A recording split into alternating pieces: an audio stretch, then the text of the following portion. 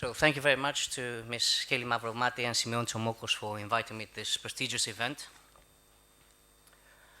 Now, I don't know if you know what lemmings are, but they're a small short-tailed rodent found in the Arctic. First time I heard of it was with this guy, that was like in 1999, the picture at the top. Probably looks like this now. He's Ashwa Damdaran, a professor of finance at the Stern School of Business in New York, and his specialization is valuation. I'll shortly come back to him and explain why I brought him into the picture. So infrastructure, we all know this is for the very long term. Effectively, if you build a bridge, if you build a road, that's for very many years. In the US and in Europe, most of the investment was done post-World War II. There was a huge amount of investments which were done, and there's a huge amount of money required to maintain them, but also for the needs of today, increasing growing populations, growing cars, we need more infrastructure. For instance, if we take surface transportation in the US for the period 2020 to 2029, we need probably roughly $3 trillion just for infrastructure. And from that, there's a gap of 1.2 trillion. We would expect this to come from the private sector, so it's very important to get investors and financial institutions involved. But what do stakeholders want? So if you're on the side of the state, and correct me please if I'm wrong, you'd like robust, cost-effective infrastructure, and it must be delivered in a timely fashion. You want a high quality of service to the end consumer. At the end of the day, it is your voters, it is your constituents who are looking at the road you've built. And of course, you want low maintenance, because adding money into an infrastructure which is already built is not what catches the eye of voters. On the other hand, the industry, they're saying, yeah, project pipeline, bring on more projects, that's great. However, we need a fair return for the amount of work we're going to do. And we'd be very happy to operate and maintain these projects, provided you pay for me. So this balance is what I call energizing infrastructure. Now, what happens when we get it wrong? Well, actually, some people are very happy, right? Investors. If the state, for whatever reason, not of its own doing, gets it wrong, you may make investors very happy. They may make an abnormal return. And maybe one of the best case studies within Europe is the Attiki Odos, which, for no failure of the state, but back then when it was delivered, projections for traffic were way below what people were expecting, and actually practice showed that they were significantly better. So effectively, investors were very happy to do this project. Now, on the flip side, when equilibrium is not achieved, you may have bridge collapses like what happened in Genoa in 2019. You may have projects which are not bankable, right? You cannot find money from the financial institutions to build these projects. So actually, you have to recall your taxpayer money, which is not great. And you may have constructions which are not of the quality of service you expect. And to complicate matters, one day we all woke up and we found out that there is global warming and we need to have sustainable investment. So I'll talk a bit about aviation. Now, aviation is a very big industry. It's roughly 3.5 trillion or 4.1% of GDP. If it was a country, it would probably be the size of the Netherlands, or the 17th biggest country in the world in terms of GDP. 3.8 billion passengers are moved every year, 63 million jobs created. And we support 35% of global trade by value. Now, for Greece, as the General Secretary said earlier, tourism is very important. It's probably a third of our GDP. And actually 76% plus of tourists travel via air. So it is a very, very important part of our economy.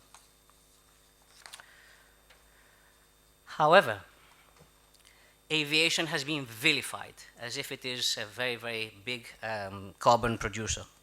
Actually, our carbon footprint is less than 3% of the total carbon footprint globally. Airports themselves are 5% of this 3%, or 0.15%. However, the EU's target, and this is cross-sector of course, and the EU Fit for 55 policy effectively says we need to cut emissions by at least 55% by 2030 and be carbon neutral by 2050. And no one disagrees on this. It's a great target and we need to achieve it. Now, as an industry, unfortunately, we don't have an easy way out. For instance, like cars, where we just electrified cars, and there we have the solution. It's just about building up and ramping up the numbers. We have sustainable aviation fuels, we have electrification, and we have hydrogen. Now, sustainable aviation fuels, or if we want to call it SAF, the problem is we don't have scale. We only have, for instance, 2022, the total availability of sustainable aviation fuels within the EU was 0.2% of requirements. The other problem we have is the location of production. So think of it. If you produce SAF in the Netherlands and you want to have a flight out of Greece, out of Athens, that means that you have to transport the fuel from the Netherlands to Athens and then fuel the plane to go away. So it's not that sustainable anymore, right? It costs also 2 to 5 times more than Jet A1. So effectively, scaling economically is a huge, huge challenge. Now, electrification, which is great. We hope that we will get the first commercial flight in 2028. However, this is very short haul and for very few passengers. So 19 people intra, maybe we get Athens, Thessaloniki, I don't know, but that's about it. And hydrogen, which is our holy grail, is extremely expensive at the moment. We expect Airbus to deliver the first plane in 2035. And of course, huge amounts of infrastructure are required to build this. So what would you expect from the EU? I would say I would expect burden sharing. I would expect subsidies. I would expect tax breaks. However, the EU is coming and saying, guys, this is going to cost about 580 billion plus, and we'll put a scheme of emission trading, EU ETS, that will cost you 172 billion, and I'll tax you another 99 billion, and also for you to convert to SAF, you only need about 305 billion. And what do you think investors are going to do?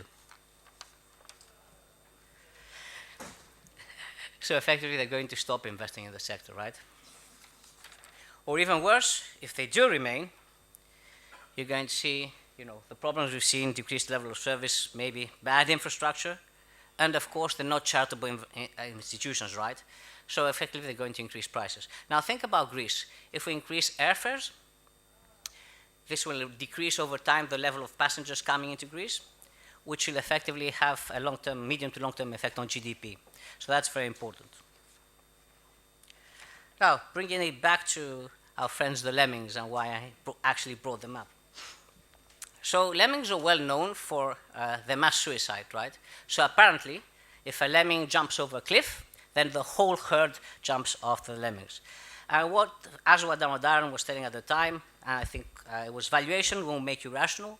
You're a human being with lemmingitis. And I think what he was trying to convey was look at it from many points of view and question so-called myths. So when you think about energizing infrastructure, make sure it is well balanced in the long term, so have a correct risk-return profile. If we are to achieve carbon reduction targets, every dollar spent must be leveraged to its maximum effect. So forget about blue sky projects, which don't work or very, very unrealistic. And we should take a realistic approach and not get carried away by short-term politics designed to impress. I will thank you very much, and I leave you with this statement. Thank you.